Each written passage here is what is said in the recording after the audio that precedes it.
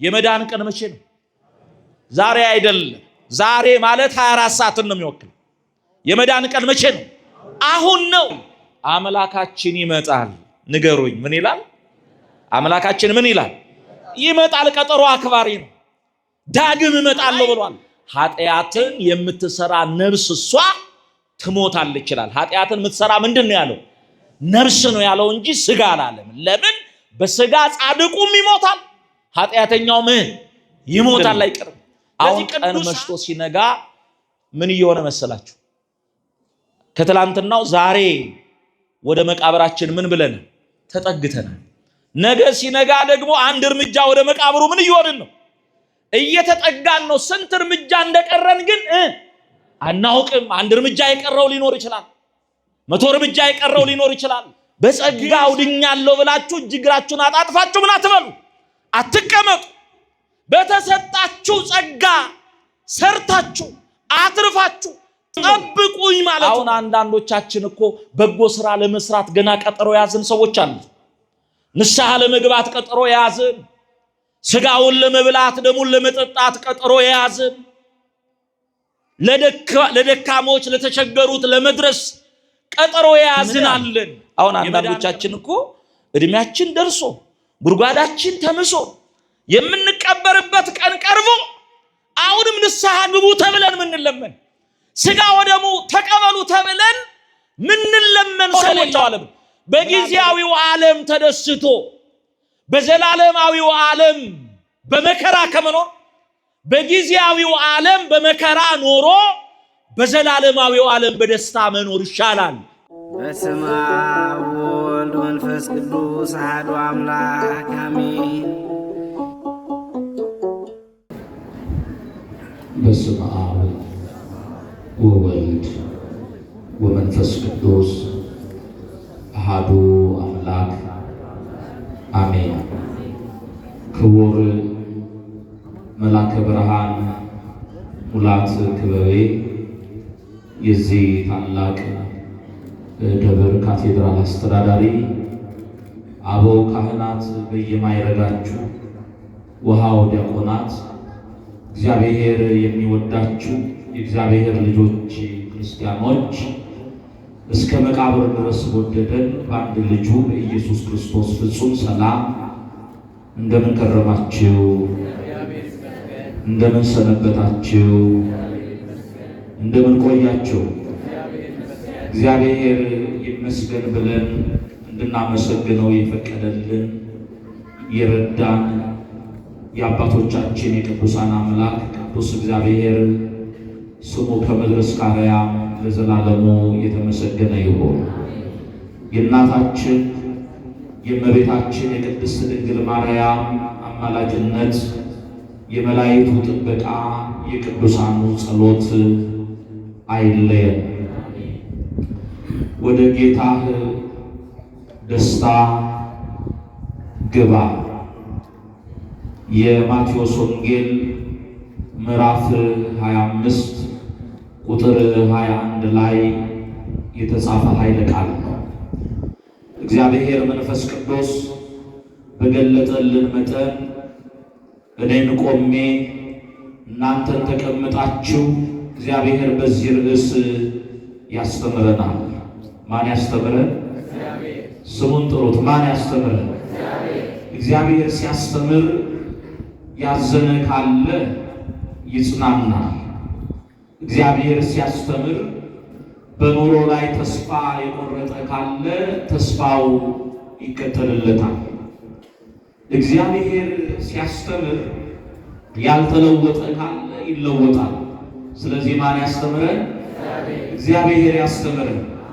ይህንን ርዕስ የመረጥንበት ምክንያት አንደኛው ከባለፈው ከሰንበት ከእሑድ ጀምሮ ይሄ ያለንበት ሳምንት መልካም አገልጋዮች የሚመሰገኑበት የሚወደሱበት፣ ምንደኞች የሆኑ ደግሞ የሚወቀሱበት ሳምንት ስለሆነ እርሱን መርጠናል።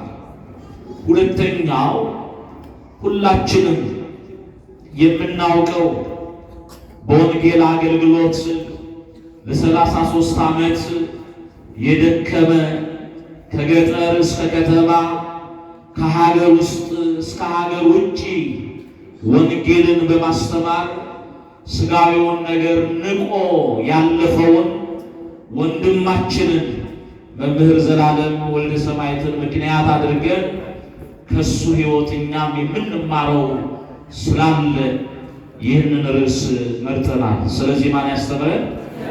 እግዚአብሔር ያስተምረን።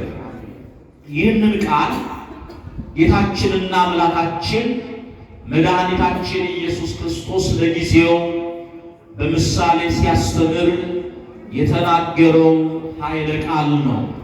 ኃይለ ቃሉን በህብረት አብረን እንላለን። አንተ ታማኝ አገልጋይ በሉ። በጥቂቱ ታምነሃልና በብዙ ላይ ሾመሃለሁ። ወደ ጌታህ ደስታ ግባ። ምንድነው ርዕሳችን? ወደ ጌታ ደስታ ግባ። ማሳሰቢያ የምሰጠው አሁን ትምህርት እያስተማርኩ ስለት ያለባችሁ አንዳንድ ነገር ብትቀባበሉ ያዙትና ትምህርቱን እስከምጨርስ አጭር ደቂቃ ነው ማቆያችሁ። እዛው ይዛችሁ በኋላ ትሰጣላችሁ። የተናጋሪውም የአዳማጩም አእምሮ እንዳይሰረቅ እግዚአብሔር ከሁላችን ጋር ይሁን። ወደ ጌታ ደስታ ምን በል ግባ። ይህንን ቃል ጌታችንና አምላካችን መድኃኒታችን ኢየሱስ ክርስቶስ በምሳሌ ስለ መንግሥተ ሰማያት ያስተማረው የመጽሐፍ ቅዱስ ክፍል። ወደሱ ከመግባታችን በፊት የእሑድ ሳምንት ያከበርነው በዓል አለ። 6ኛው ገብርኄር ይባላል። 5ኛው ሰንበት ምን ነበር የሚባለው? አቤት ደብረ ዘይት ነው የሚባለው።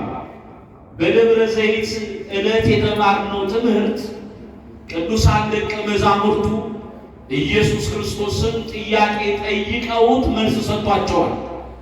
የዓለም ፍጻሜው እና ምልክቱ ምንድነው ንገረን ብለው በጠየቁ ጊዜ የዓለም ፍጻሜ ምልክቱን ዘርዝሮ ነግሯቸዋል። ከነገራቸው በኋላ መጨረሻ ላይ ያስጠነቀቃቸው ወይም የሰጣቸው ትልቅ ትእዛዝ አለ። ያ ትእዛዝ በማቴዎስ ወንጌል ምዕራፍ 24 ቁጥር 44 ላይ ተመዝግቦ እናገኘዋለን። ኃይለ ቃሉ እንዲህ ይላል፣ ምንም የመምጣቴን ምልክት ብነግራችሁ የሰው ልጅ የሚመጣበት ሰዓት አይታወቅምና ተዘጋጅታችሁ ኑሩ ብሎ ትእዛዝ ሰጥቷቸዋል። ምን ብላችሁ ኑሩ? ዝም ያላችሁ ምን ብላችሁ ኑሩ? ተዘጋጅታችሁ ኑሩ አለ። ስለዚህ ምን ማለቱ ነው? ይሄ ዓለም የዝግጅት ዓለም ነው። የምን ዓለም ነው? አሁን አንዳንዶቻችን የመኖሪያችን ዓለም አድርገን ነው ኑሮ በዚህ ዓለም እንደሆነ ተስፋ አድርገን ለመኖር ተደላድለን የተቀመጥን ሰዎች አሉ። ስለዚህ ይሄ ዓለም ተደላድለን የምንኖርበት ዓለም ሳይሆን የሚመጣውን አምላክ የምንጠባበቅበት የዝግጅት ዓለም ነው። የምን ዓለም ነው? ስለዚህ የሰው ልጅ በምን ሰዓት እንደሚመጣ አታውቁምና ሁልጊዜ ተዘጋጅታችሁ ምን በሏል? ኑሯል። ይሄንን ነግሯቸዋል። በዮሐንስ ወንጌል ምዕራፍ 14 ቁጥር 1 ጀምሮ ደግሞ ለሐዋርያት የነገራቸው ነገር አለ። እንዲህ ብሏቸው ነበር። እኔ እሄዳለሁ ብሏቸው ነበረ። ምን እላለሁ? ምንም በመለኮታዊ ባህሪ እሱን የሚወስነው ስፍራ ባይኖርም በሁሉ ቦታ ያለ አምላክ ቢሆንም በክብር ከፍ ከፍ እላለሁ እሄዳለሁ ብሎ ሲነግራቸው ሁሉም ተረብሸዋል። ለምን? በዓለም ያለውን ስራቸውን ትተው እሱን አምነውት ከዋሉበት እየዋሉ ካደረበት እያደሩ የእጁን ተአምራት እያዩ የአፉን ትምህርት እየሰሙ አብረውት ነበረ። እሄዳለሁ ሲላቸው ሁሉም ፈሩ፣ ታወቁ። እንዲህ ብሎ አጽናናቸው። አስተውሉ። የዮሐንስ ወንጌል ምዕራፍ 14 ቁጥር 1 ጀምሮ ልባችሁ አይታወክ አላቸው። ምን አይበል? ልባችሁ ምን አይበል? አይታወክ፣ በእግዚአብሔር እመኑ። ቀጠልና ደግሞ በእኔም እመኑ አላቸው። አሁን አብረን እንላለን። መጀመሪያ ምንድን ነው ያላቸው? በእግዚአብሔር ምን በሉ? እመኑ። ቀጠልና ደግሞ በእኔም እመኑ አለ። አሁን ለመጽሐፍ ቅዱስ ትምህርት እንግዳ ለሆኑ ከአበው እግር ስር ቁጭ ብለው መጻሕፍትንና ትርጓሜ ላልተማሩ ሰዎች ይሄ ቃል ከባድ ነው። በእግዚአብሔር እመኑ ሲል እግዚአብሔር ሌላ፣ በእኔ እመኑ ሲል ደግሞ እሱ ሌላ የሆነ ይመስላል። እንደዛ አይደለም። የእግዚአብሔር አብ፣ የእግዚአብሔር ወልድ፣ የእግዚአብሔር መንፈስ ቅዱስ የወል የአንድነት የጋራ ስም ማን የሚለው ስም ነው? እግዚአብሔር የሚለው ስም ነው። ንገሩ፣ ማን የሚለው ስም ነው? እግዚአብሔር ስንል ስለ እግዚአብሔር አብ፣ ስለ እግዚአብሔር ወልድ፣ ስለ እግዚአብሔር መንፈስ ቅዱስ እየተናገርን ነው። እግዚአብሔር አብ ስንል በተለየ አካሉ አብን እየጠራን ነው። ወልድ ስንል በተለየ አካሉ ወልድን እየጠራን ነው። መንፈስ ቅዱስ ስንል መንፈስ ቅዱስን በተለየ አካል እየጠራን ነው። ስለዚህ በእግዚአብሔር እመኑ ማለት በባህሪ አባቴ በእግዚአብሔር አብ ምን በሉ? እመኑ። በባህሪ ሕይወቴ በመንፈስ ቅዱስ ምን በሉ? እመኑ። በእኔም እመኑ ሲል ደግሞ ወልድ በተባልኩት በእኔም ደግሞ ምን በሉ? እመኑ ካለ በኋላ የሚቀጥለው ቃል እንዲህ ይላል፣ በአባቴ ቤት ብዙ መኖሪያ አለ። ደስ የሚለኝ ቃል። አሁን እዚህ እንገፋፋለን አይደል? አንዳንድ ሰዎች ይሄ ክልል የኔ ነው፣ ይሄ ስፍራ የኔ ነው ወግዱ ብለን እንገፋፋለን። በዓለም ብቻ እኮ አይደለም። ይሄ በሽታ ወደ መቅደሱ ገብቶ ይሄ የኔ ክልል ነው የሚሉ ለሰማያዊ ሀገር የተጠሩ በክልል በስፍራ በጎጥ የሚያምኑ ሰዎች የበዙበት ዘመን ላይ ነው ያለ ነው። ግን ተመልከቱ፣ በአባቴ ቤት ብዙ መኖሪያ አለ። ደስ አይልም? እስቲ በሉ። ስለዚህ እዛ አንገፋፋም። የተዘጋጀልን ስፍራ ለሁላችንም ይበቃል። በስሙ ላመንን በ40 በ80 ለተወለድን ምግባር ሃይማኖት አስተባብረን ለያዝን የተዘጋጀልን ስፍራ አለ። በአባቴ ቤት ብዙ መኖሪያ አለ። እንዲስ ባይሆን ባልኳችሁ ነበር፣ ስፍራ አዘጋጅላችሁ ዘንድ እሄዳለሁ ሲበሉ። ስለዚህ የተዘጋጀልን ስፍራ አለ። ስፍራ አዘጋጅላችሁ ዘንድ እሄዳለሁ አለ። በማቴዎስ 24 ላይ ተዘጋጅታችሁ ኑሩ፣ ከመምጣቴ በፊት ምን በሏል? ተዘጋጁና ኑሩ አለ። በዚህ ደግሞ ስፍራ አዘጋጅላችሁ ዘንድ እሄዳለሁ ካለ በኋላ እኔ ባለሁበት እናንተ ደግሞ እንድትኖሩ ዳግም ተመልሼ እመጣለሁ፣ መጥቼም ደግሞ እወስዳችኋለሁ ይላል። እግዚአብሔር ስለ ቃሉ የተመሰገነ ይሁን። ተመልሼ ምን እላለሁ? እመጣለሁ፣ መጥቼ ደግሞ ወስዳችኋለሁ። ለምንድን ነው ወስዳችሁ? እኔ ባለሁበት እናንተ እንድትኖሩ ይላል። ስለዚህ እዚህ አይደለም መኖሪያችን። አባታችን ያዘጋጀልን መኖሪያ አለ። በዚያ ነው የምንኖረው ለዘላለም። በዚያ ለመኖር ግን በዚህኛው ዓለም ተዘጋጅቶ መኖር ያስፈልጋል። አምላካችን ይመጣል። ንገሩኝ፣ ምን ይላል? አምላካችን ምን ይላል? ይመጣል። ቀጠሮ አክባሪ ነው። ዳግም እመጣለሁ ብሏል። እኛም ደግሞ በየቀኑ በምንጸልየው ጸሎት ላይ መንግስት ምን ትበል ትምጣ እያልን መምጣቱን እየተጠባበቅን ነው።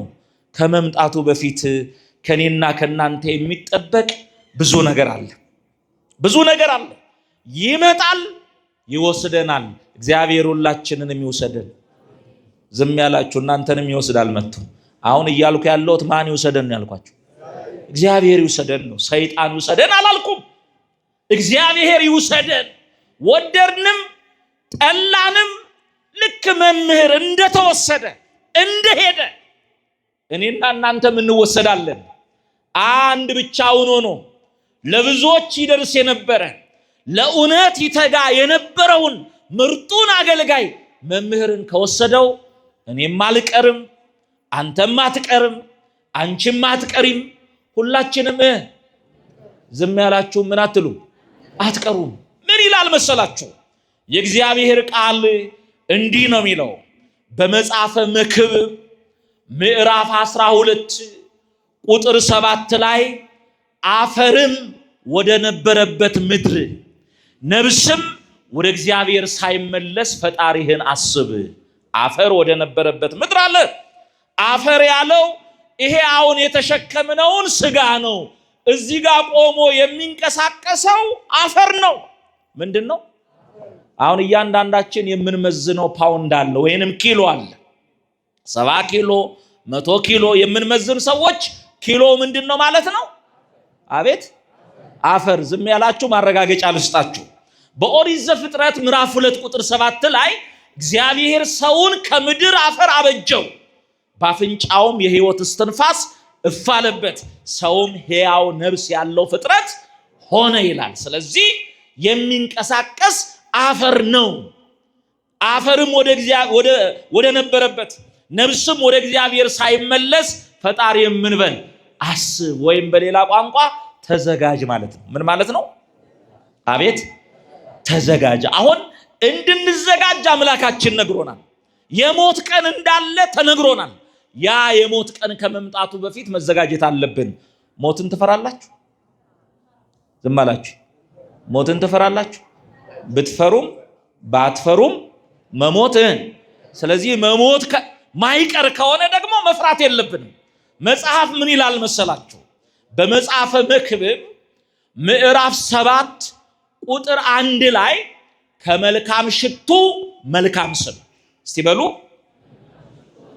ከመወለድም ቀን የመሞት ቀን ይሻላል። የሚገርም እኮ ነው። አሁን ክፍል ውስጥ እየተማርን ይሄ ምርጫ ሆኖ ቢቀርብልን ከመወለድ ቀን የሞት ቀን ይሻላል የሚለውን እንመርጣለን? አንመርጥም። የትኛው ነው የምንመርጠው? የመወለድን ቀን ነው።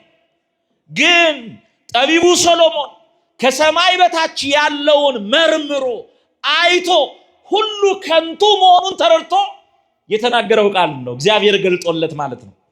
ከመልካም ሽቱ መልካም ስም ከመወለድ ቀን የመሞት ቀን ይሻላል። እኛ የመወለድን ቀን ነው የምንመርጠው።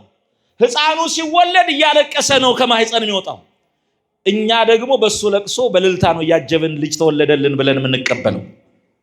የሚወለድ ሰው መከራ ወዳለበት ዓለም ይመጣል።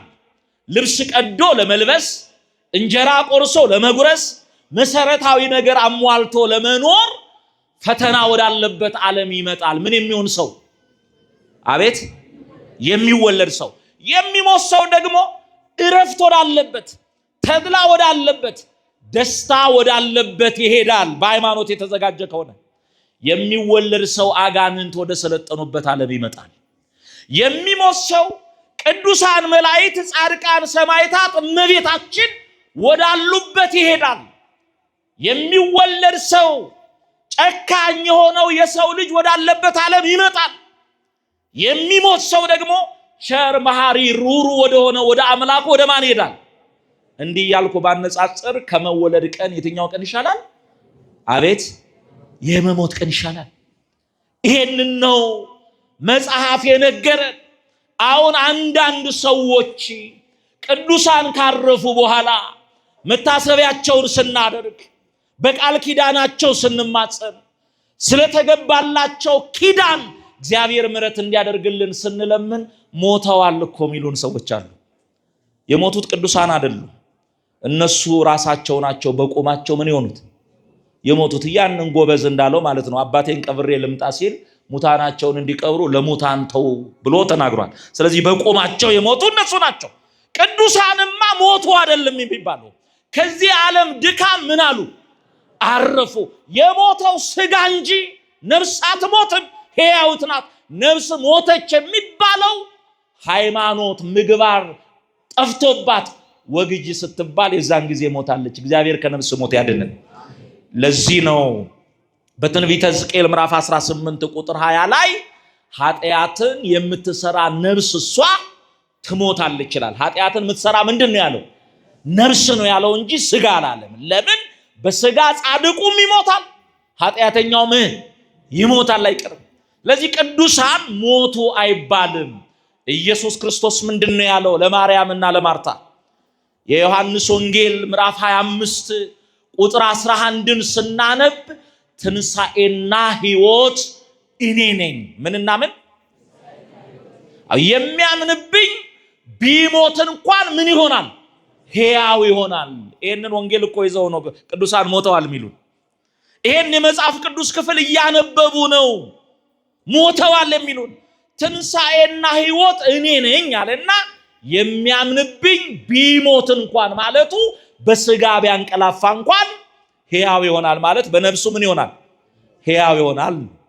እዚሁ የማቴዎስ ወንጌል ምዕራፍ 22 ቁጥር 32 ጀምሮም የተጻፈ ቃል አለ። ስለ ትንሣኤ ዘጉባኤ ሲናገር እኔ የሕያዋን አምላክ ነኝ እንጂ የሙታን አምላክ አይደለሁም፣ ያውም የአብርሃም የይስሐቅ የያዕቆብ አምላክ ነኝ ይላል። አብርሃም በስጋ አልሞተም? ዝም አላችሁኝ። ይስሐቅ አልሞተም? ያዕቆብ አልሞተም? ሞተዋል ይላል እኮ። ግን የሕያዋን አምላክ የአብርሃም የይስሐቅ የያዕቆብ አምላክ ነኝ ብሏል። የባለጠጋውን የነዌንና የድሃውን የአልዓዛርን ታሪክም ስናጠና ባለጠጋው እኮ በስጋ ከሞተው በነፍስ ሕያው ከሆነው ከአብርሃም ጋር ነው ሲነጋገር የተሰማው። ስለዚህ ቅዱሳን ሞተዋል አይባልም። በክርስትና ደግሞ ከሞት በኋላ ምን አለ? ሕይወት አለ። ከመቃብር በኋላ ምን አለ? ትንሣኤ አለ። ስለዚህ ከሞት በኋላ ሕይወት ነው ያለው። አሁን መምህር አረፈ ስንል የዚህን ዓለም ኑሮ ጨርሶ የአዲሱን ዓለም ሕይወት ምን አደረገ? ጀመረ ማለት ነው። በቃ የዚህን ዓለም ኑሮ ጨረሰ። እኔና እናንተም የምንጨርስበት ቀን ይመጣል። የዚህ ትምህርት ዓላማ፣ የዚህ ርዕስ ዓላማ የሞት ቀን እንዳለ አስታውሰን የሚጠበቅብንን ምግባርና ሃይማኖት አስተባብረን የመጠሪያ ቀናችንን እንጠባበቅ ነው ተዘጋጅተን፣ ሌላ አይደለም። አሁን ቀን መሽቶ ሲነጋ ምን እየሆነ መሰላችሁ? ከትላንትናው ዛሬ ወደ መቃብራችን ምን ብለን ተጠግተናል። ነገ ሲነጋ ደግሞ አንድ እርምጃ ወደ መቃብሩ ምን እየሆንን ነው? እየተጠጋን ነው። ስንት እርምጃ እንደቀረን ግን አናውቅም። አንድ እርምጃ የቀረው ሊኖር ይችላል፣ 100 እርምጃ የቀረው ሊኖር ይችላል። ግን ሳንዘናጋ ተዘጋጅተን ልንኖር ይገባል። ተዘጋጅተን ስንኖር ሞትን አንፈራውም። ወደ አምላካችን መሄድን ነው ምንናፍቀው። ልክ እንደ ቅዱስ ጳውሎስ በፊልጵስዩስ መልእክቱ ምዕራፍ 1 ቁጥር 21 ላይ ቅዱስ ጳውሎስ እንዲህ ይላል፣ ለኔ ሕይወት ክርስቶስ ነው ይላል። ከሱ ጋር አብረን እንዘምር። ለኔ ሕይወት ክርስቶስ ነው በሉ። ሞትም ደግሞ ጥቅም ነው። በጣም ይገርም እኮ ነው። ይሄን ያለው ቅዱስ ጳውሎስ ነው። ሞት ከተሸነፈ በኋላ፣ ሞት ድል ከተነሳ በኋላ የተነሳ ሐዋርያ ነው። እንደውም በሞት ላይ እያላገጠ ቅኔ ተቀኝቷል። ቅዱስ ጳውሎስ እንዲህ ብሎ ሞት ሆይ መውጊያ የታለ? ያኔ ኃያላኑን ስትወጋ የነበርክ ሞት ሆይ መውጊያ የታለ? ሲኦል ሆይ ድል መንሳት ወዴት አለ? ሞት ድል በመነሳት ተዋጠ ብሎ ነው የተቀኘው። ሞት ምን ሆነ? ድል በመነሳት ምን ሆነ? ተዋጠ። ስለዚህ ሞትን የዋጠው ኢየሱስ ክርስቶስ ነው። ለስም አጠራሩ ክብር ምስጋና ይግባው። ለዚህ ነው ቅዱስ ጳውሎስ ለኔ ሕይወት ክርስቶስ ነው፣ ሞትም ደግሞ ጥቅም ነው አለ። አያችሁ፣ አሁን አንድ ሰው ተነስቶ ከዚህ ወደ ተለያየ ዓለም ለመሄድ የተለያየ አየር መንገድ አቋራጭ ተጠቅሞ መሄድ ይችላል አይደል? ወይም ካለበት ዓለም ወደ ኢትዮጵያ ለመምጣት ብዙ አማራጮችን ተጠቅሞ መምጣት ይችላል። ወደ እግዚአብሔር የምንሄድበት ብቸኛው መንገድ የነፍስ ከስጋ ምን መሆን ነው? መለየት ነው። ለዚህ ነው ሞት ጥቅም ነው አለ። ክርስቶስ ደግሞ ሕይወቴ ነው አለ። በሁለት ነገር ይጨነቃለሁ፣ በመሄድና በመኖር። ብኖር ለኔ የአገልግሎት የሥራ ፍሬ ነው፣ የኔ መኖር ለናንተ ጥቅም ነው። ለኔ ግን አለ ልሄድ ከክርስቶስ ጋር ልኖር እናፍቃለሁ፣ በዚህ ከመኖር በዛ መኖር እጅግ የተሻለ ነው። ምን የሆነ ነው? እጅግ የተሻለ ነው። ስለዚህ ወደ እግዚአብሔር በሃይማኖት ሆነው የሄዱ ሰዎች ወደ ተሻለው ዓለምና ወደ ተሻለው ሕይወት ነው የሄዱት። መምህራችንም ወልደ ሰማዕት ወደ ተሻለው ዓለም፣ ወደ ናፈቀው ዓለም፣ ወደ አገለገለው ወደ አምላኩ ሄዷል። እኔና እናንተም እንሄዳለን። እሱ ምግባር ከሃይማኖት አገልግሎትን ከምግባር ጋር አስተባብሮ ታምኖ ወደ አምላኩ ሄዷል። እኔና እናንተም ታምነን እንድንሄድ እግዚአብሔር ሁላችንንም ይርዳል። ስለዚህ ሞት የሚናፈቅ እንጂ የሚፈራ አይደለም። ቅዱስ ጳውሎስ ናፍቆ በዚህ ከመኖር በዛ መኖር እጅግ የተሻለ ነው ብሏል። በዛ የሚኖረውን ኑሮ በመጽሐፍ በኩል እንደው በጭላንጭል ላሳያችሁና ወደ ርዕሳችን ሄደን ትምህርታችንን እንሰበስባለን። እንዲህ ነው የሚለው ራዕየ ዮሐንስ ምዕራፍ 7 ቁጥር 13 ጀምሮ እንዲህ ይላል። ራዕየ ዮሐንስ ምዕራፍ 7 ቁጥር 13 ጀምሮ የተጻፈ ቃል አለ። ድል ያደረጉ እስቲ በሉ። አዎ ማንን ነው ድል ያደረጉ ስንል ዲያብሎስን፣ ኃጢአትን፣ ክፋትን ድል ያደረጉ ነጩን ልብስ የለበሱ የዘንባባውን ዝንጣፊ የያዙ በበጉ ዙፋን ፊት የበጉን ቅኔ እየተቀኙ መዝሙር የሚዘምሩ የብዙ ጻድቃንን ነፍስ እግዚአብሔር ለዮሐንስ በራእይ ያሳየው። ለማን ያሳየው? ምን ይላል ዮሐንስ ሲጽፍ? ከሽማግሌዎቹ አንዱ ይላል ራእዩን ከሚገልጡለት ከሽማግሌዎቹ አንዱ ነጩን ልብስ ለብሰው በዙፋኑ ፊት የቆሙትን ነፍሳት አሳየኝ ይላል። ምን ለብሰው? አሁን እኔ ያልኩትን ነው የምትደግሙት። ምን አይነት ልብስ ለብሰው? ነጩን ልብስ ለብሰው በበጉ ዙፋን ፊት የቆሙትን የብዙ ነፍሳትን የብዙ ሰዎችን ነፍሳት አሳየኝ ይልና የተጠየቀውን ጥያቄ ይናገራል። እነዚህ ነጩን ልብስ የለበሱት እነማን ናቸው ብሎ ጠየቀኝ ይላል። እኔም ደግሞ ጥያቄውን መልሼ ጠየቅኩ ማለት ነው። እኔ እንጃ ጌታ አንተ ታውቃለህ እነማን እንደሆኑ፣ እነማን ናቸው እባክህ ንገረኝ አልኩት ይላል። ሽማግሌውም ለዮሐንስ እንዲህ አለው፣ እነዚህ ነጩን ልብስ የለበሱ ከታላቁ መከራ የመጡ ናቸው። ከየት የመጡ? ከታላቁ መከራ በሰማዕትነት ስለ ወንጌል፣ ስለ ሃይማኖት፣ ስለ እውነት፣ ስለ ክርስቶስ መከራ ተቀብለው ከታላቁ መከራ የመጡ ናቸው ይልና ልብሳቸው የነጣበትን ምስጢር ይነግረዋል። ምን ይለዋል መሰላችሁ? በበጉ ደም አጥበው ልብሳቸውን አነጹ። እስቲ በሉ። በበጉ ደም አጥበው ልብሳቸውን ምን አሉ? አነጹ። በዚህ ዓለም ደም ያቆሽሻል እንጂ ምን አይልም፣ አያጠራም። ይሄ ደም የተባለው የኢየሱስ ክርስቶስ ደም ነው። የማደም እንኳን የክርስቶስ ደም በብሉይ ኪዳን ሥርዓት የእንስሳቱ ደም እንኳን ከጊዜያዊ ኃጢአት ምን ይል ነበር? ያነጻ ነበር። ራሱ ዮሐንስ ወልደ ነጎድጓድ እንደነገረን በአንደኛ ዮሐንስ መልእክት ምዕራፍ 7 ቁጥር 1 ላይ የልጁ የኢየሱስ ክርስቶስ ደም ከኃጢአት ሁሉ ያነጻል ይላል። ለስም አጠራሩ ክብር ምስጋና ይገባው። የማደም የኢየሱስ ክርስቶስ ደም ከኃጢአት ሁሉ ምን ይላል? ያነጻል። እነዚህ በበጉ ደም ልብሳቸውን አጥበው ያነጹ ናቸው።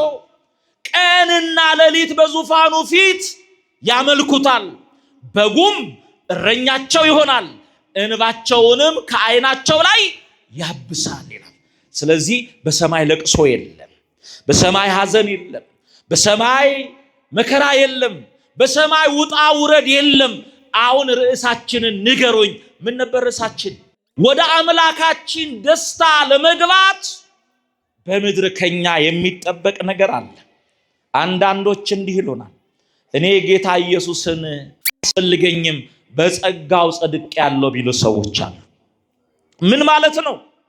አዎ መጽሐፍ ይላል፣ ቅዱስ ጳውሎስ ይናገራል፣ በጸጋው ድኛለሁ ይላል። ምን ማለት ነው?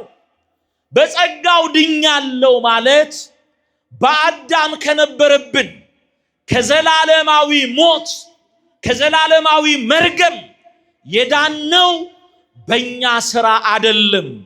በጸጋው እሱ ቤዛ ሆኖ ሥጋውን ቆርሶ ደሙን አፍሶ በመስቀል ላይ ስለኛ እርቃኑን ተሰቅሎ ከዘላለማዊ ሞት ነፃ አውጥቶናል። ለስም አጠራሩ ክብር ምስጋና ይግባው። ከዘላለም ሞት የዳነው በእኛ ሥራ አይደለም። በማጸጋ ነው። በሱ ጸጋና ቸርነት ቤዛነት። በሱ ጸጋ ድነናል ማለት ግን ምግባር አያስፈልገንም፣ ዋልጌዎች ሆነን እንኑር ማለት አይደለም። ለዚህ እኮ ነው ሰዎቹን ስላመናቸው ጠራቸውና እንደያቀማቸው መክሊት ሰጣቸው። እንደየመናቸው አያችሁ፣ ጨካኝ አይደለም። የእያንዳንዱን አቅም ስለሚያውቅ ሩሩ ስለሆነ ደግ ስለሆነ ለሎሌዎቹ ለአገልጋዮቹ የሚራራ የሚያስብ ስለሆነ አደራ የሰጣቸው እንደየመናቸው ነው። እንደያቀማቸው ሰጣቸው።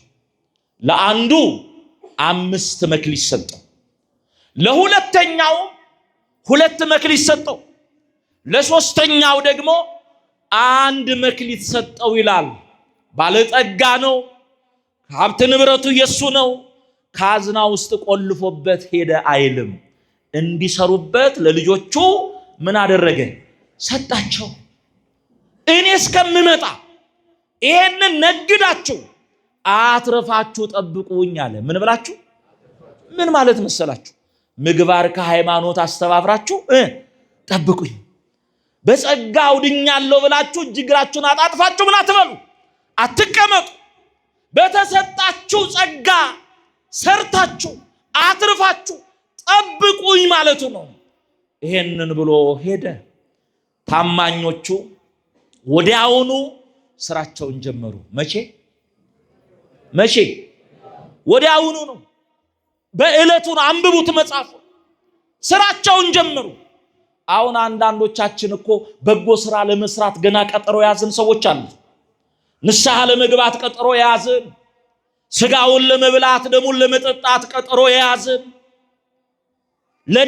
ለደካሞች ለተቸገሩት ለመድረስ ቀጠሮ ያዝናለን። የመዳን ቀን መቼ ነው? ዛሬ አይደለም። ዛሬ ማለት 24 ሰዓትን ነው የሚወክል። የመዳን ቀን መቼ ነው? አሁን ነው። 2 ሰዎች ላስታውሳችሁ። እድሜ ዘመናቸውን ኃጢአት ሲሰሩ ኖሩና የ3 ሰዓት የንስሐ ጊዜ ተሰጣቸው። የስንት ሰዓት? የ3 ሰዓት ጊዜ። እድሜ ዘመናቸውን ቋንጃ ሲቆርጡ ደም ሲያፈሱ ኃጢአት ሲሰሩ ኖሩ። የ3 ሰዓት የንስሐ ጊዜ ተሰጣቸው። ያም ጊዜ ደግሞ ከ6 ሰዓት እስከ 9 ሰዓት። ከስንት? ፈያታዊ ዘየማንና ፈያታዊ ዘጸጋም ይባላሉ። በዕለተ ዓርብ ሕይወት በመካከላቸው ተሰቅሎ በግራና በቀኝ ተሰቅለው የንስሐ ጊዜ ተሰጣቸው። ያ የንስሐ ጊዜ የተሰጠው በግራ ያለው ወንበዴ ሊሞት ጥቂት ቀርቶት ባለችው ሰዓትም ኃጢአት ይሰራ ነበር። ምን ያደርግ ነበር? ኃጢአት ይሰራ ነበር።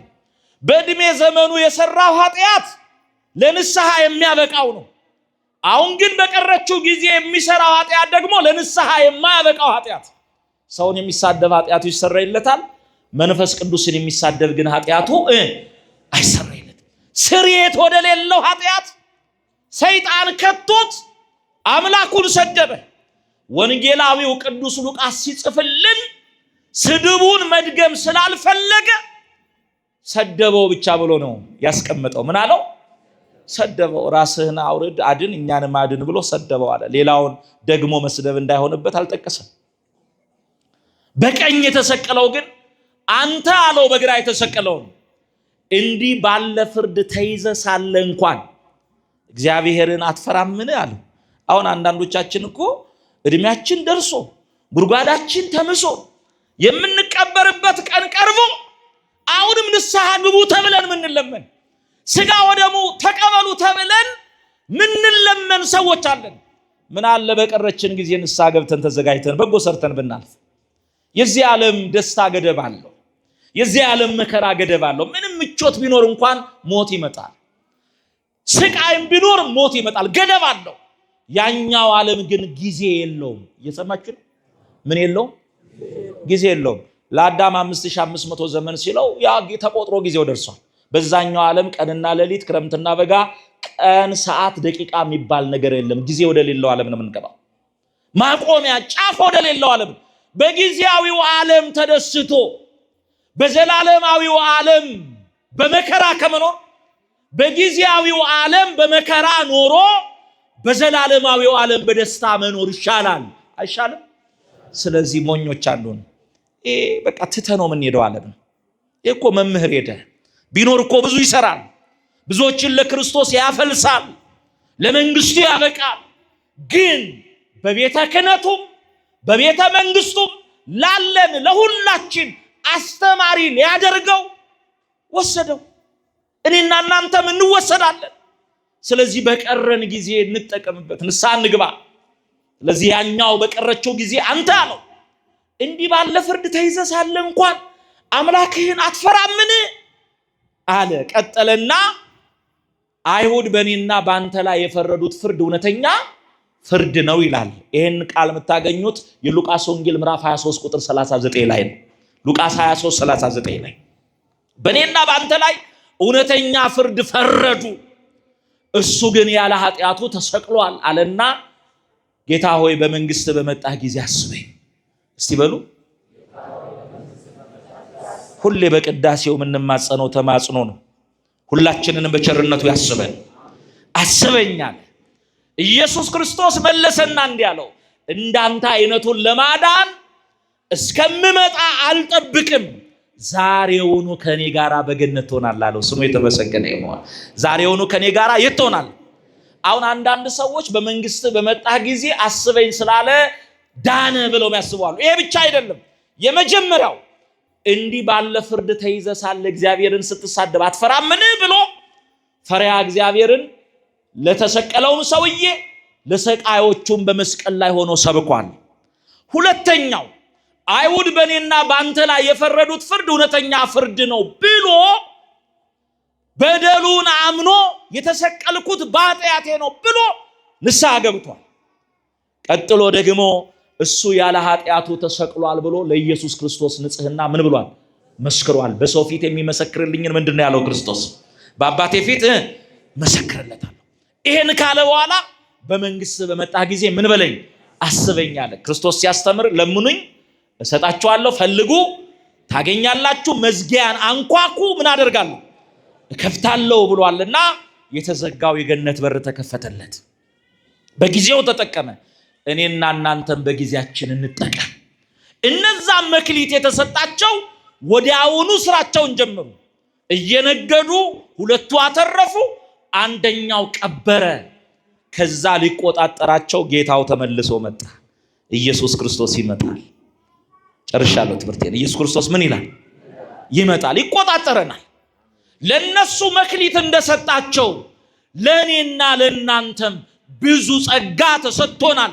የተሰጠንን መዘርዘር ስለማልችል አንዱን ጸጋችንን ብቻ ላስታውሳችሁ። ሁላችንም የልጅነት ጸጋ ተሰጥቶናል። የምን? አቤት! አሁን እዚህ ውስጥ ባሪያ የለም። እንግዲህ የዚህ ሳምንት ትምህርት ስለሆነ ነው። ባሪያ የለም። እዚህ ውስጥ ያለው ሁሉ ልጅ ነው። የማ ልጆች? ልጅ ደግሞ የአባቱን ርስት የመውረስ ምን አለው? መብት አለው። የርስቱ ወራሾች፣ የስሙ ቀዳሾች ለመሆን መዘጋጀት አለብን። ሊቆጣጠራቸው መጣ። እኛ ልጆቹ ነን። እግዚአብሔር አባታችን ነው። መልካም ልጅ ደግሞ የአባቱን ትእዛዝ ያከብራል፣ የአባቱን ቃል ይሰማል። እኔና እናንተም የአባታችንን እግዚአብሔርን ቃል እንድንሰማ እግዚአብሔር ይርዳን። ለዚህ ነው ስንጸልይ እኮ አባታችን ሆይ ብለን በልጅነት ስልጣን እኮ ነው አባታችን ሆይ ብለን ነው የምንጠራው። ሊቆጣጠራቸው መጣ። እኔና እናንተንም የተሰጠንን ጸጋ ይዘን እንድናተርፍበት ጊዜ ሰጥቶናል። ሊቆጣጠረን ይመጣል። ሊቆጣጠራቸው መጣ። 5 የተቀበለው ይላል። ስንት የተቀበለው? 5 የተቀበለው ወደ ጌታው ቀረበና ጌታዬ ሆይ ወጥቼ ወርጄ ደክሜ በሰጠኸኝ 5 ላይ 5 አትርፌያለሁ ብሎ 10 አስረከበ። እግዚአብሔር ለዚህ ክብር ያበቃ። ስንት አስረከበ? 10። እንዲህ አለው፣ አንተ ታማኝ አገልጋይ። እስቲ በሉ ታማኝ አገልጋዮች እንድንሆን እግዚአብሔር ይርዳ። አሁን አገልጋይ ሲባል የካህናት፣ የሰባኪያን፣ የዘማሪያን፣ የቅዳሴያን ብቻ አይደለም። ሁላችንም እንደተሰጠን ጸጋ መጠን አገልጋዮችንም ምንድነው ያልኳችሁ? ምንድነን? ካህናት ነን አላልኩም፣ አገልጋዮች ነን። ክህነት ለተሰጣቸው ነው። መቅደስ ገብቶ መቀደስን፣ ቆሞ መስበክን፣ ግቢውን መጥረግም ዋጋውና ሽልማቱ ስንት አይነት ነው? አንድ ነው። አንተ ታማኝ አገልጋይ በጥቂቱ ታምነሃል በሉ። ሁላችሁም ይሄን ቃል እኔና እናንተ በጥቂቱ መታመን አቅቶናል። ሌላውን ተውት። ሰሞኑን ይሄው ትምህርት ስለሆነ የሚሰጠው በሌላ አቀራረብ 2-3 ቦታ አስተምረዋለሁ። እናንተን ደግሞ አንድ ነገር ልጠይቃችሁ። በዚህ በአየር ጤና ኪዳነ ምህረት ወራይ በዓል ለማክበር ቃሉን ለመስማት በዚህ የተሰበሰባችሁትን አንድ ነገር ልጠይቃችሁ። ምንድነው ያለው ለዛ ሰው? በጥቂቱ ምን ብለሃል? ታምነሃል። እኔና እናንተ ሌላው ይቅር በአስራታችን ታማኞች ነን። ዝም አላችሁ ይነን። አያችሁ፣ እግዚአብሔር በሰጠን ነገር እንኳን አልታመንም። 10 ብር ሰጥቶን 1 ብር አምጡ አለ። 9ን ለእናንተ ወሰዱና 1ን ለኔ አምጡ አለ። 9 ወስደን 1ን የከለከልን እኮ ንፉጎች ነን። 100 ሰጥቶን 90ው ለእናንተ 10ሩ ለኔ ብሎ በዚህ አልታመን ነው። ለዚህ ሰው የተነገረውን ቃል እንስማ። በጥቂቱ ታምነሃልና በብዙ ላይ ሾመሃለሁ። እስቲ በሉ። አያችሁ፣ በንግዳችን በስራችን የጨበጥነው የማይባረክልን ተሳቀን የምንኖረው በጥቂቱ ስላልታመነው ነው። በጥቂቱ ብንታመነው እግዚአብሔር በብዙ በረከት ላይ ሾመናል። ስለዚህ በጥቂቱ እንታመነው። ይሄን እንደ ምሳሌ ያነሳው እንጂ በሁሉ ነገር ለማታማኞች እንሁን። ጊዜ ስለሚገድበኝ ነው። ለማታማኞች እንሁን። በጥቂቱ ታምነሃልና በብዙ ላይ ምን እልሃለሁ? እሾምሃለሁ። ወደ ጌታ ደስታ ምን በል ግባ አለው። 2 የተቀበለው መጣ። ወጥቼ ወርጄ ነግጄ አትርፌያለሁ። 2 ሰጥተህ የነበረ እንካ ብሎ 4 አድርጎ አስረከበ። አሁን ተመልከቱ። ለዚህም ሰው ምንድነው ያለው? አንተ ታማኝ አገልጋይ። 5 ላተረፈው ምንድነው ያለው? ታማኝ በጥቂቱ ታምነሃልና በብዙ ላይ እሾምሃለሁ። ወደ ጌታ ደስታ ምን በላለው? ግባ አለው። ደስ አይልም? ለሁለቱም የሰጣቸው ምስጋናም ሽልማትም ስንት አይነት ነው? አንድ አይነት ነው። መንፈስ አንድ ነው። የጸጋ ስጦታ ልዩ ልዩ ነው። በተሰጠን ስጦታ በጉልበታችን፣ በአቅማችን፣ በእውቀታችን፣ በገንዘባችን እግዚአብሔር በሰጠን ነገር ሁሉ ለእግዚአብሔር ታምነን ካገለገልን ፓትርያርኩም ቅድም እንዳልኳችሁ እግዚአብሔርንም ደጅ የሚጠርገውም በመንግስቱ የምናገኘው ክብርና ሽልማት ስንት አይነት ነው? አቤት አንድ አይነት ነው። ትዝ አይላችሁ? ጌታ ወጥቶ ስራ አለኝ በወይኔ መካከል እና መታችሁ ስሩ እያለ ይጠራ ነበር። ጠዋት ወጣና አንዱን አገኘው። 1 ዲናር እከፍልሃለሁ በወይኔ መካከል ስራ ትቀጠራለህ አለው። ተስማምቶ 1 ዲናር ሊቀበል ተቀጠረ። በጠዋት ገብቶ 3 ሰዓትም 6 ሰዓትም 9 ሰዓትም አይደል 11 ሰዓትም በ1 ዲናር እየተስማማ ቀጠራቸው። 12 ሰዓት ለሁሉም ዋጋቸውን ከፈለ። ምን አደረገ? ስንት ነው ለሁሉም የተከፈለው? 1 ዲናር። ጠዋት የገባው 11 ሰዓት ለገባውም ሲከፈል አይቶ ተበሳጨ። እኔ ከጠዋት ጀምሮ ገብቼ 1 ዲናር 11 ሰዓት ለገባውም 1 ዲናር እንዴት ይሰጣል አለ። ባለሀብቱ መብቱ አይደለም? ምን ነው ዝም አላችሁ? መብቱ አይደለም? ያኛው እኮ ተስማምቶ ነው የገባው። ምን ማለት ነው? 1 ሰዓት የገባው የተባለው ከተጠመቀበት ቀን ጀምሮ ከእግዚአብሔር ደጅ ያልጠፋ ማለት ነው። 3 ሰዓት በሕፃንነት፣ 6 ሰዓት በወጣትነት፣ 9 ሰዓት በጉልምስና፣ 11 ሰዓት ደግሞ በሽምግልና በበጎ ስራ በንስሐ ወደ እግዚአብሔር የተመለሰ ሁሉ አንዱን መንግስት ይወርሳል ማለት ነው። ይሄን ስላችሁ 11 ሰዓትም መጥቶ መውረስ ይቻላል እስከ ሽምግልናዬ እንደፈለግኩ ልሁን ብለሽ እንዳትሸወዱ እንዳትጎዱ። ለምን 11 ሰዓት ሳትደርስ ጥሪው በ6 ሰዓት ሊሆን ይችላል። በስንት ሰዓት? 11ን ስትጠብቅ በ6 ስለምትጠራ ቅድም እንዳልኩት በመክሊታችን አትርፈን ተዘጋጅተን እንድንኖር እግዚአብሔር ይርዳን። ሶስተኛው መጣ። ቀብሮ ነው ያኖረው። ትርፍ አላመጣም። ገንዘቡን ይዞ መጥቶ ንግግሩን በስድብ ጀመረ። በምን ጀመረ? አበው የሚተረጉሙት ሊቃውንቱ የመጻሕፍት መምህር የሚተረጉሙት አሉ። ያንን ለመተርጎም አቅሙም ሰዓቱም ጊዜውም ስለሌለ እኔ ይሄንን ብቻ ጠቁሜ እጨርሳለሁ። በስድብ ጀመረ እንዲህ ብሎ አንተ ካልዘራህበት የምታጭድ ካልበተንክበት የምትሰበስብ ጨካኝ መሆንህን ስላወቅኩ አለ። ጌታው ጨካኝ ነበር እንዴ? ጨካኝማ ቢሆን ኖሮ መክሊት ሳይሰጥ የትም ገብታችሁ ነግዳችሁ አትረፋችሁ ጠብቁኝ ይላል እንጂ መነገጃ አይሰጥም ነበር፣ ጸጋ አይሰጥም ነበር። ጨካኝ መሆንን ስላወቅኩ የሰጠኸኝን ቀበርኩት እንካ ብሎ ያንን መለሰና ሰጠው ይላል። ምንድነው የሚለው?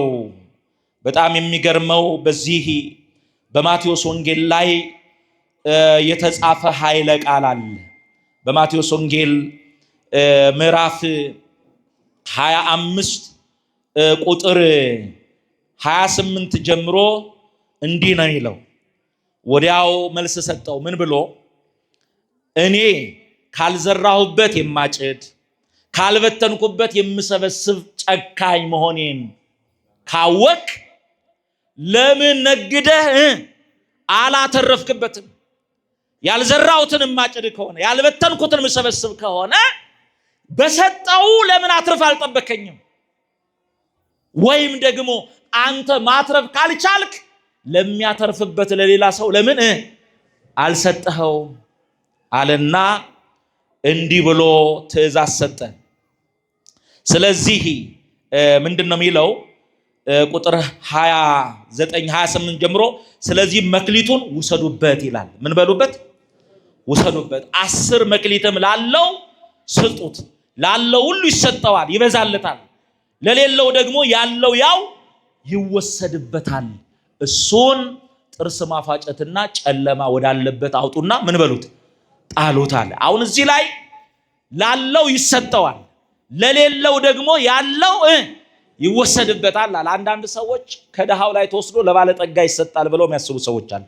ላለው ይሰጠዋል፣ የሌለው ደግሞ ያለው ይወሰድበታል ማለት አምላካችን ለሁላችንም የሰጠን ምን አለ? ጸጋ አለ። ቅድም እንዳልኳችሁ የልጅነት ጸጋ አለ። ያንን የልጅነት ጸጋ ይዘን በምግባር በሃይማኖት ኖረን ለእግዚአብሔር ታምነን ስንኖር እግዚአብሔር በጸጋ ላይ ጸጋ በክብር ላይ ክብር ይጨምርልናል። ያለንን ይዘን የምንበድል ደግሞ ከሆነ የምናጠፋ ከሆነ እንኳን ሌላ ሊሰጠን ያለንም የልጅነት ጸጋ ይወሰድብናል። እንዳይወሰድብን እግዚአብሔር ሁላችንንም ይርዳን። እሱን ጥርስ ማፋጨት ወደ ጨለማው ጣሉት ተባለ። እነዛ ደግሞ ወደ ጌታ ደስታ ምን በሉ ተባሉ? ግቡ ተባሉ። እኔና እናንተም እግዚአብሔር ሲመጣም ይጠይቀናል። የመጨረሻው ጥቅሳችን ራዕየ ዮሐንስ ምዕራፍ 22 ቁጥር 12 ነው። ምን አልኳችሁ? ራዕየ ዮሐንስ ምዕራፍ 22 ቁጥር 12 ላይ እነሆ በቶሎ እመጣለሁ። በምን እመጣለሁ? ለእያንዳንዱ እንደ ስራው መጠን እከፍለው ዘንድ አለ። እንደምኑ? እንደ ሀብቱ፣ እንደ ዕውቀቱ፣ እንደ ጉልበቱ አላለም። ለእያንዳንዱ እንደ ስራው መጠን እከፍለው ዘንድ ዋጋዬ ከኔ ጋር ነው ብሏል። የሚመጣው እንደ ስራችን ምን ሊለን ነው? ሊከፍለን። በጎ የሰሩትን ወደ ጌታ ደስታ ምን በል ግባ ብሏቸዋል። አገልጋዩንም መምህርን ወልደ ሰማዕትን ወደ ጌታ ደስታ ግባ ብሎት እሱ ያለው አሁን በጌታው ምንድን ነው? ደስታ ነው። እኔና እናንተ አሁን የሚጠበቅብን ለመምህር ማልቀስ አይደለም። በሕይወተ ሥጋ እያለ በልባችን ላይ የዘራውን የወንጌል ዘር ይዘን በጎ ሰርተን ፍሬ አፍርተን አምላካችንን ተዘጋጅተን መጠበቅ ነው። ተዘጋጅተን ስንጠብቅ እኛንም ወደ ጌታው ደስታ ምን ይለናል? አቤት ያስገባናል። አንድ ነገር ልንገራችሁ። ሰው በዚህ ዓለም እያለ መልካም ነገር ሲያገኝ ደስታ የሚገባ ወደ ልቡ ነው። ወዴት ነው? አሁን ጥሩ ነገር ስታገኙ ወደ ልባችን ምን ይመጣል? ደስታ ይመጣና ደስ ይለናል። ያ ደስታ ይቆያል? አይቆይም። ሌላ መከራ ሲመጣ ደግሞ ምን ይሆናል? ደስታው ይወጣና ልባችን በሐዘን ይሞላል። ስለዚህ በዚህ ዓለም ደስታ ጊዜያዊ ነው። ለዚህ ነው ዘላለማዊ ደስታ ለማግኘት ገነት መንግስተ ሰማያትን ምን ምንለው? ምንናፍቀው።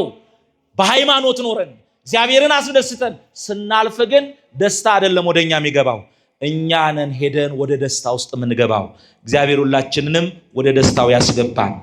የመከረን ያስተማረን የአባቶቻችን አምላክ እግዚአብሔር ስሙ ለዘላለም የተመሰገነ ይሁን።